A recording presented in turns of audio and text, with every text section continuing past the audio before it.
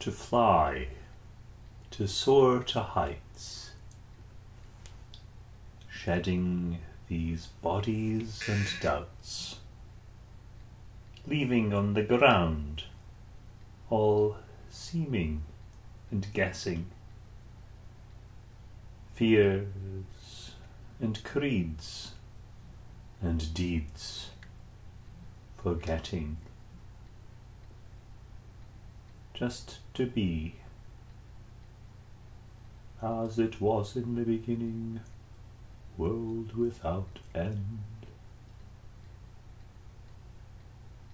No words.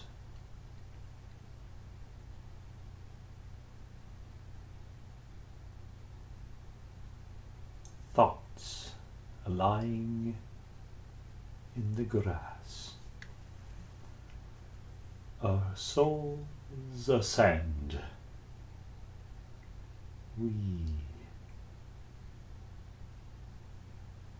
without need.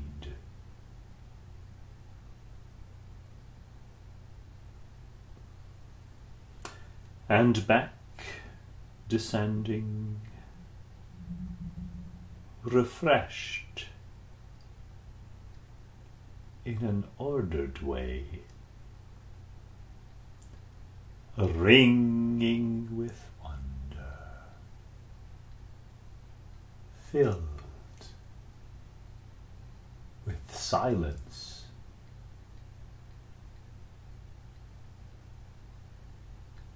Gather our thoughts like garments and put them on again, not quite so tightly.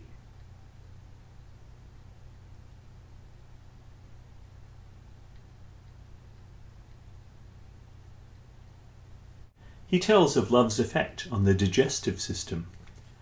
I sigh, my heart beats in my throat, and food and drink have lost their usual savour. Yes, poets have been frequent on these subjects, and verses that resound these pains and joys, these signs of ardour, overwhelm the words of other worlds. But of love's farts they offer not a line, of how digestion may be upset, of how I languish, bathed in vapours, as my joy turns all to mist, and I tremble, and I'm kissed by gas.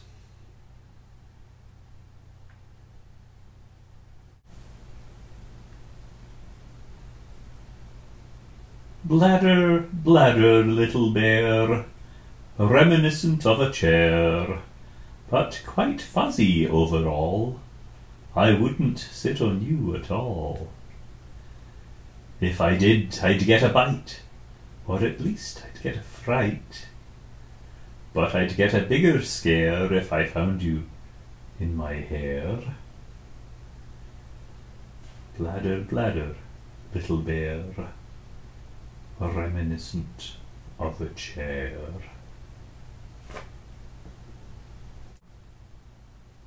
One thing that struck me about the British was their ineptitude regarding the weather, a subject of copious discussion on that island, but apparently of little creative thought.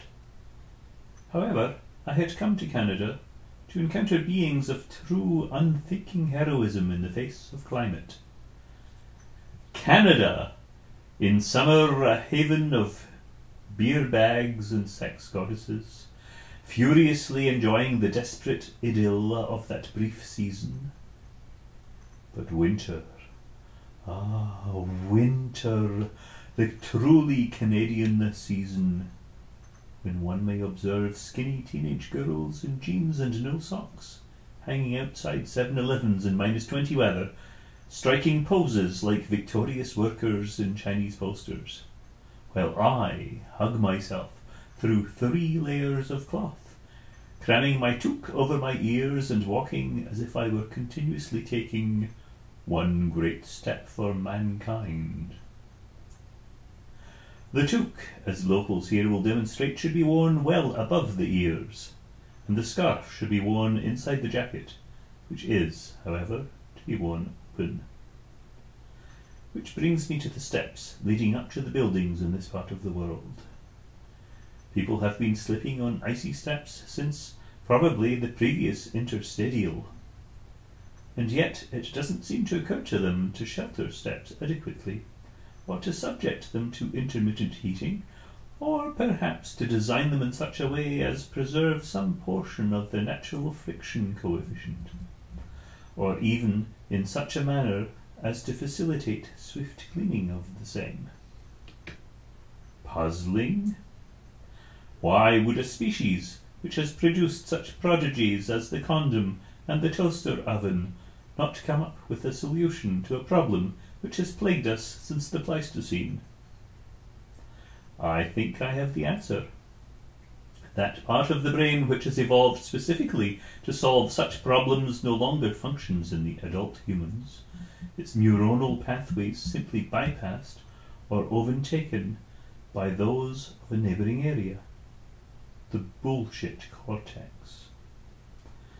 The snow brain has been supplanted by the snow job. The solution is literally unthinkable.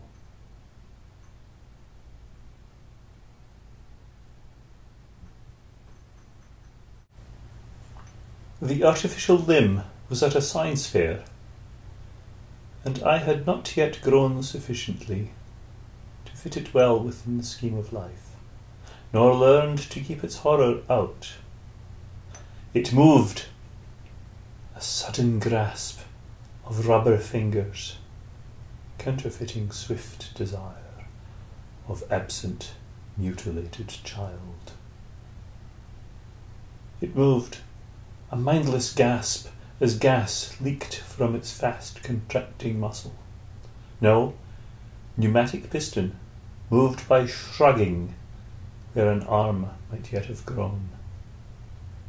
But for an oversight, or for a plan unfathomable, or there is no might have yet, but only chance, or else a permutation of a vast inscrutable machine,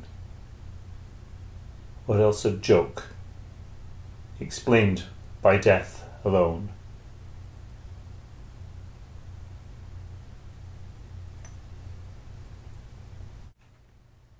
The stop man stops, he stops and stops. It's hard to get through, you try but no use.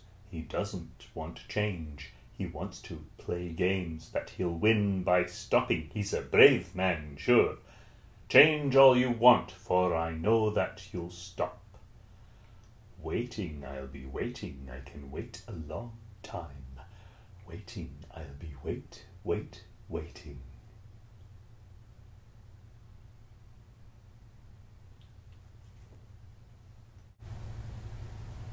The ice is breaking up in chords, in austere melodies.